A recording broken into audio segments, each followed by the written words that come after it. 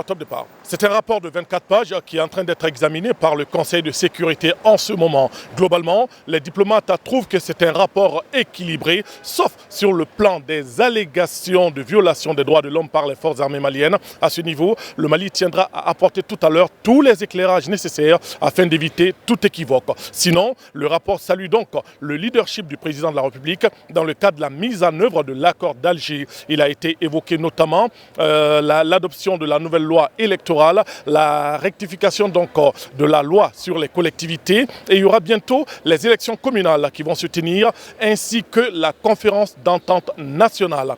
Globalement donc, le rapport du secrétaire général salue les efforts faits par le président de la République ainsi que le gouvernement du Mali. Alors, concernant maintenant la mise en œuvre de la résolution 2295 qui instaure donc un mandat plus robuste pour la MINUSMA au Mali, les uns et les autres souhaitent que cette mise en œuvre puisse s'accélérer puisqu'en l'état actuel des choses, la MINUSMA est à 80% du déploiement de ses effectifs militaires, 66% au niveau des effectifs de la police. Les uns et les autres souhaitent donc que cette mise en œuvre puisse aller très rapidement afin que la MINUSMA puisse être dotée des moyens nécessaires afin de faire face aux défis sécuritaires de l'heure.